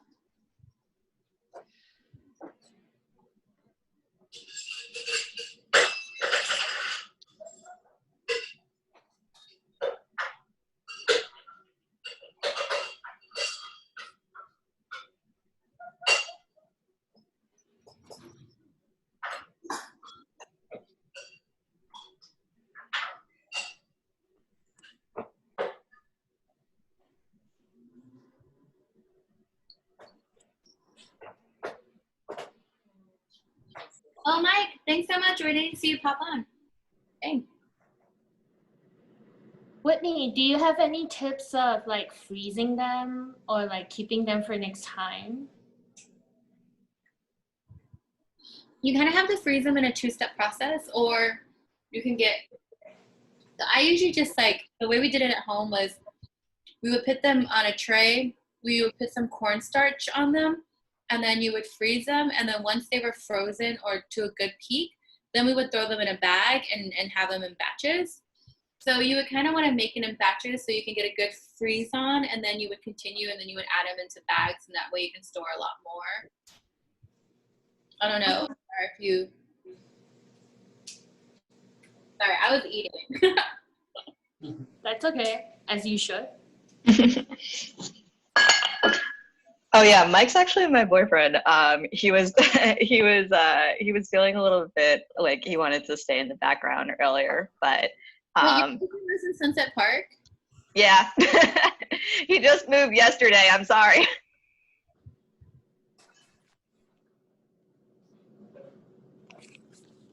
I hope you guys all have delicious dumplings. Oh, we can put this in a dish like that. If we want to use it soon, but I doubt we will. Oh, wait. I'll mute myself, sorry.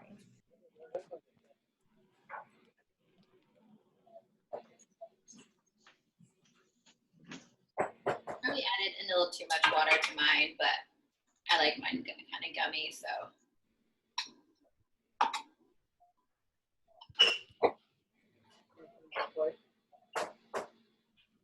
Wait, how much water was it to add to the dumplings? You can kind of do half a cup, or I mean, yeah, I would say around half a cup. I would do enough to just kind of coat the bottom and get it. If you do too much water, they can get a little runny, which mine got a little. I think some of them I didn't leave alive for long enough. That's actually what happened, but. Awesome, thank you.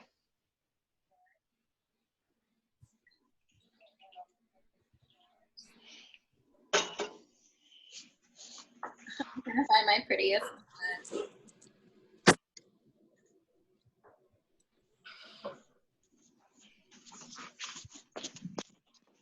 Brittany, hold one up, and I'm gonna take a screenshot.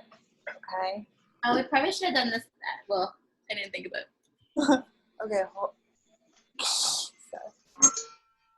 Wait, do it again. It went to wins. Oh, sorry. Wow. Cute. Okay, got it.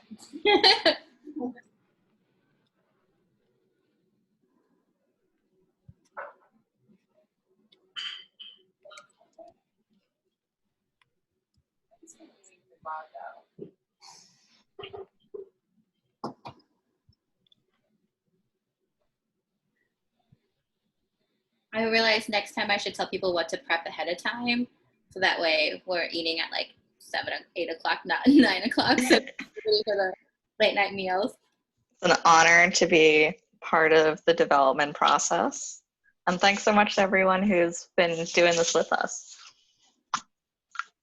This is the first one, I think, for both this campaign and myself. So really appreciating the patience.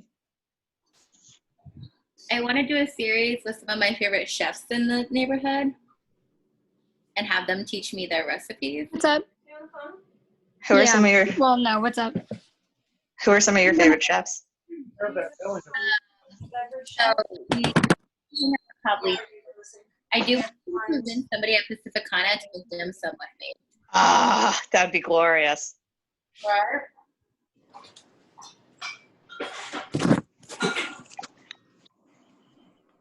I also didn't even think about this. There's a Shanghainese dumpling that I love. It's Shanghai pan-fried buns.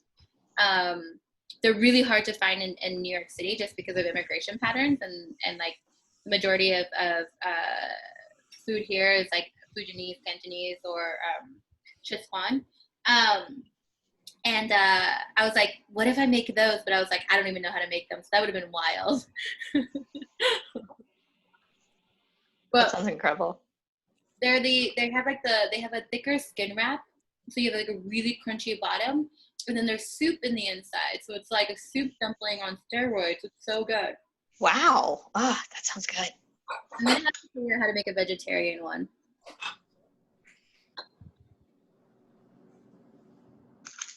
I think it is possible to do vegetarian soup dumplings. Really? You freeze the broth. That's the only secret. So I feel like I could figure it out. Huh. That would be amazing. I've only had soup dumplings a couple times, like back when I ate meat more. And like now I'm like, but they're so comforting. But they have meat. I think I can do it. Are there vegetarian momos? I wouldn't know. I'm wondering, like, because I'm trying to think of, like, what else is similar to a soup dumpling. Which might just be momos. So I'm kind of wondering. There has to be, because I feel like I should ask. I'm going to start texting my friends up in Queens, being like, you see any vegetarian momos lately? Kristen, how are your dumplings looking?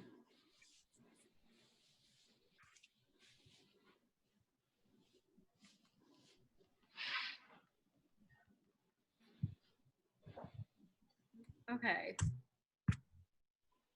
I don't know. They kind of got kind of big. Let me kind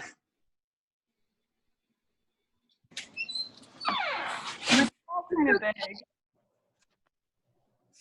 But they're like sort of golden. I don't Need know. help with anything out here? Huh? Do you need help with any of this? No, I'm just bringing stuff down. Okay. How about take some stuff down? And then try to like. Oh wait, I realize what's happening is I'm still in spotlight. Wait, Kristen talks so the spotlight's on you. Oh yeah, these are my dumplings. Oh, they're beautiful. They look so good. Thank you.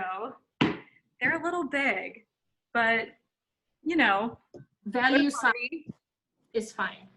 Yeah. Thanks for hanging out, Christina. Bye, Christina. All the best with the move. Wait, Jared, can I see yours? I'm making half a batch that's pan fried and half a batch in the soup because I grew up having them in soup. Yeah, they're in the they're frying right now or steaming. So when it's done, I'll show you. Yeah, ours are a little big, so they're still in the frying portion of the evening. Oh, mine are too. They're also, in terms of the frying portion, they're starting to experience difficulties. They've decided on their own path in life. And yeah. I'm a good mom, so I'm not going to rush them through this portion of their life. Two rebelled against me and were like, you were too greedy about the filling. So. Whitney, I have a question, Whitney, about pan frying them. So we pan fry them to see the bottom get golden and crispy, and then that's when we add the water, and that's how the rest cooks through, right? And how long should they do the steaming process? Until all the water is gone, or like is there X amount of minutes? Same question. So I would often say it typically takes about 6 to 8 minutes, but you're gonna want to try to take a look at your skin. It's gonna get a little like it will start to try to like, you could kind of tell that it starts to like I don't think caramelize is the right word that I'm looking for, but it will start getting to get a little bit more sheer in color. And it's kind of hard because it depends on how big your dumpling is and how Stop. and how thin you made the dumpling wrapper. If you're unsure, then what I usually do is I take one out and I cut it in half. And I just take a look to make sure that it's like cooked. Pork can still sometimes look a little pink, but I think as long as you can tell. You can also, if you want to cheat, my favorite tool in the world and something that I recommend for anyone who's ever cooking is a electronic meat thermometer. And so I think it's because I'm neurotic, but I really like it because I'm always scared that I'm going to poison people with chicken. And so I just stick it in the middle and I make sure the internal temperature is at the right part because it's a good way to make sure that you're not going to get food poisoning. Also, Jar knows this. I'm really insane when it comes to making turkey. Like, I'm insane. But it's worth it. Like, I'm not gonna like brag, but I have the juicy turkey. Like, I really should just do a meat episode where I just like go to town on all the different. That is also. You should do a Thanksgiving one because your turkey is probably to date the best turkey I've had. You could do like a run up to Thanksgiving, like event, because like Thanksgiving is after Election Day. Oh wait, no, this is I'm forgetting which year it is. You could do it whenever the hell you want, but it would be really intense because I just don't sleep for like 24 hours. Is really what happens. I become Hank Hill. Like I start talking all of a sudden. I'm just like I start talking about meat processing. I do an apple maple bourbon brine. I want you to do like a campaign video that's you pretending to be on the Butterball hotline. Because you like already sound like you're auditioning for it. I'd be so good. I'm a citizen. I live in North Dakota. Wait, what did he say his name was? Gustafson. I am centrist. I am very centrist. And we're just like, it's okay, baby. Talk to me about your turkey problems. I'll be me. That's one of my favorite episodes. Like the Thanksgiving episodes typically were my favorite because there was always some storyline where I don't know, someone got the Thanksgiving spirit. Charlie with the knife. Carving knife is such a good episode. The Thanksgiving episodes are like, in terms of like things where the West Wing like aged well, like the Thanksgiving episodes are so great. Oh my god, I totally forgot when he called the Butterball hotline. Colbert did a sketch like his first year where it was he recorded being on the Butterball hotline. I over here thought I was a Leo and not like a Jeb Bartlett, and I'm over here also talking about the Butterball. Oh my god, Amy has such a good view of her kitchen. Yeah, that's a very like double, like if Whitney has like the perfect like close up shot, Amy has like the full, yeah. Yeah, if only my dumplings looked halfway decent. But I could figure it out by. And I'll rig 2 cameras and just have them go back and forth and I literally gave up and did the dishes, so Mrs. Lopez is now doing the frying. You really can't wait for these Chinese empanadas. I need some water.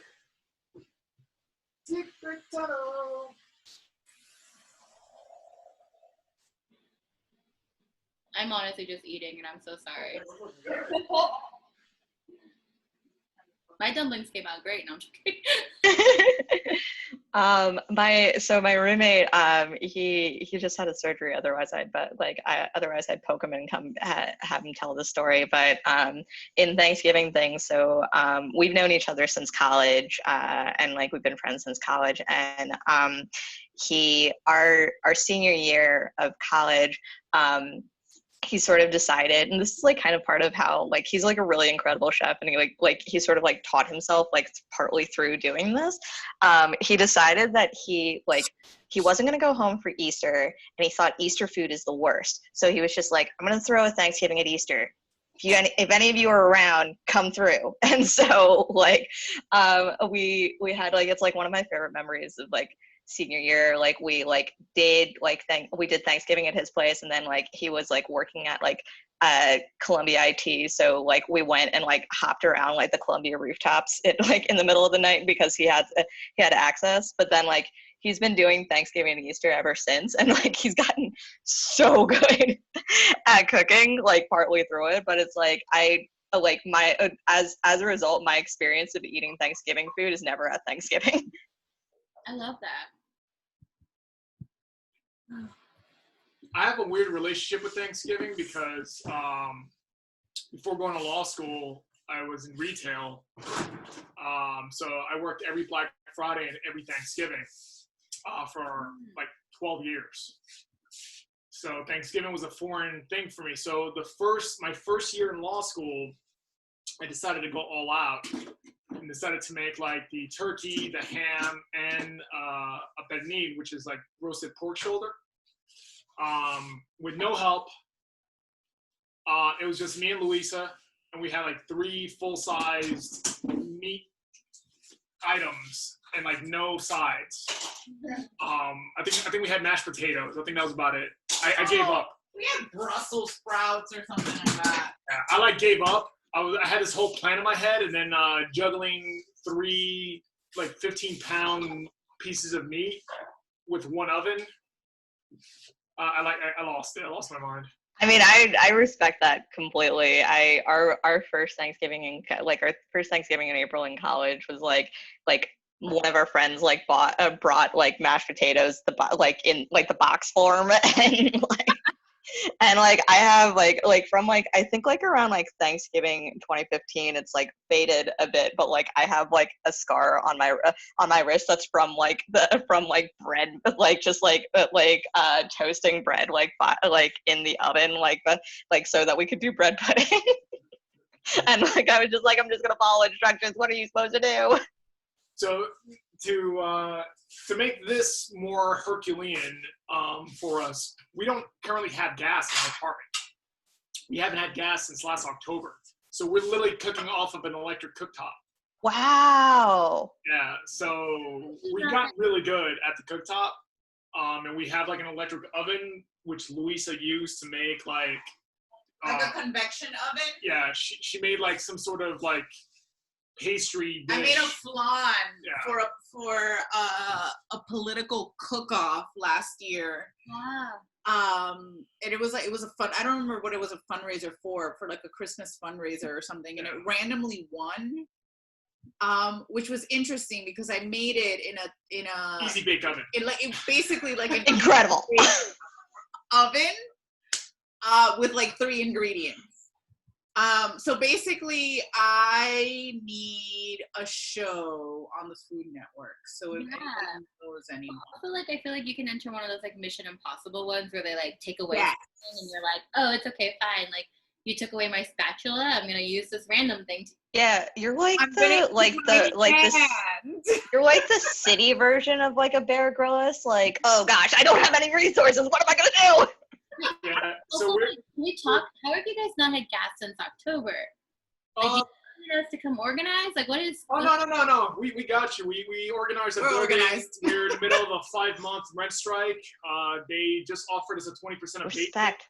and literally we were like, nah, we want 35. So Good organizing. yeah, well, the building, like we have some people in this building who've lived here for 40 years and have had the worst experience, but some of the apartments are still rent controlled, some are rent regulated. We live in a illegally deregulated apartment. So So you guys went on rent strike and you're negotiating for like 35% off your rent? yeah, going back to October for the whole building. Yeah. Wow. Okay, such a good to know because I just got in contact with a family who they have like, I think up to 3 buildings have been out without gas since March or a little bit before that. So I might bring that to them and be like, this is a There is case law supporting upwards 35% abatement, plus other fees that may be tacked on depending on like if they provided you with a cooktop, which our building did not, things like that. So CVH has been great. That's who I kind of brought in to help us secure a pro bono attorney. Stephen Hiller, I think everyone in the tenant space knows or has worked with Stephen Hiller. He actually won the 35% case, so that's why we were like, no, we won 35%. We have a similar fact pattern, and we think we can win. Cool. Yeah. Good enough. Use that Lexus training to change the world. I love it. The points plus the organizing. I'm telling you, you were talking before about when you were radicalized. I'm probably one of the few people that was radicalized inside of a prosecutor's office. I was radicalized when they took away my gas. No, I was. Seriously, I was. I mean, I grew up in a working class. I was born and raised in Washington Heights, here in New York City. But I would be remiss to say that, my parents put me through parochial school my entire life. I went to a Jesuit college, and I consider that I have lived a privileged experience. Other people would say otherwise. But, I love to cook and I love to feed people. And there is something about not being able to have your family around you during the holidays, and not being able to have your family around you when you're going through things, and when your family is going through things and you depend on your family for emotional support because you don't have gas. There is something about that you cannot even put into words. And I don't know, that was like the what is the phrase? The straw that broke the camel's back for me, where I was like, this world, this city is trash. Absolute trash. So that was, everybody talks about their radicalizing moment. That was it for me. The first month I was like, we're not paying rent. She goes, wait, we can do that? Yeah, like he was like, we're not paying the rent. I was like, that's a thing that people do? They don't pay rent? And I was legit concerned that people were gonna like come and knock down our door and like arrest us because we had not paid the rent. So, for 2 people that are college educated, work in city government, to be on a rent strike in solidarity with other working class people that live in their building, that's a huge deal for me. And to do it proudly and to organize together with the people that live in our building, I think it's a great thing, and I'm happy to do it, even if our situation isn't the worst that it is for the people that live together in this building with us. It's something that a lot of people are suffering in the city, and I'm happy to support people like you, Whitney, that are standing with folks that are really struggling, and are trying to do something about it. No, I appreciate that. No, I think that's really great. I think something that making a lot of work in Sunset Park is to start getting people feeling comfortable to strike. I think that's actually something that we've noticed at buildings that are a little bit more mixed in terms of income has actually been really useful, because in so many different ways, like having that privilege and extending it to a neighbor who might not feel as empowered to strike is really nice. And it's been tougher with, you know, we have families right now where like landlords are threatening to call ICE on them. And then I'm terrified because I come in and I'm like, that's a $75,000 fine. Try me. But that's also the thing that like a lot of people don't know about that, and trying to get awareness has been, I mean, that's also just where like I really, because like that's something that like I feel like they talk about all the time, but just like giving like local nonprofits the ability to like penalize landlords, because it's something that like in Sunset Park, like they're not likely to go call 311 or to even reach out to the city, but they are likely to tell like Marcella and Neighbors Helping Neighbors. And so like trying to like give some more of that power locally to like partner with the city, I think will be, I'm so ready. I don't understand how the entire city isn't just like the movie Rent, where we're just like, no, none of us, no. And what's crazy is like that show is written in a time that, I mean, compared to now, was not as bad economically. It was bad, but not as bad. And that's still that sentiment, and you know, it was bad for a smaller number of people. I feel like now it's just bad for everybody. In one way or another, it's bad for a larger number of folks. When people say 1 in 4, I had talked to Marcella about feeling like, I was like, should we start fundraising to try to cover people's rent? And she was like, you're bringing a water bucket to a wildfire. And you know, and it's really frustrating. I mean, well, Fred, like I'm literally doing mad research to be like, how can we replicate a housing guarantee on the city level? Because I just don't care about the state anymore. I mean, it would be NYCHA with Section 8, right? Well, it would be NYCHA with vouchers. Yeah. So you would need to have public housing, which would be, the land would be granted. It would be, if you want to make it powerful, it has to be tenant owned and organized. Yep. But centrally managed, so that all like, you know, any repairs, so you don't get the issues with the tills, you know, those third-party transfers. You take that out of the equation if you have the city manage the actual infrastructure. And then you need to have a deep voucher system. And this is a radicalization of me. It can't be means tested. It just has to be like, you're in. And you have to, it has to be an asset. It has to be something that can be, you know, passed on in perpetuity. And the way I envisioned it in my wildest dreams, I don't know if I could ever do this, but I'll fight like hell, is that every resident of New York is guaranteed a public housing apartment. Now, whether you choose to live in it or not, it's a different story. It's always there as a safety net. It's kind of like Social Security for people on fixed incomes.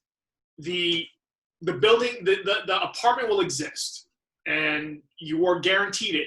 But if you choose to live in private housing and you want to live in somewhere more luxury, or you want to live in a different part of town, whatever, you can do that, and you give that up for the time being. But if you ever needed it, you can come back and you have that safety net, so that you're not going to a shelter. If you're getting evicted, great. I'm going to my city mandated home, and I can live there for as long as I want. I can live there and choose to just save the rest of my money and invest it and do whatever the hell I want with it, and not be judged by that. That would be the ideal scenario. And we can do it. Like, we have the resources available to do it even now. Yeah. If we shift money around. I mean, it's a $40 billion, $50 billion initial investment. And that's just to get the people, the 66,000 to 70,000 people that are currently unhoused into a unit. Everyone else, you can literally build for need. But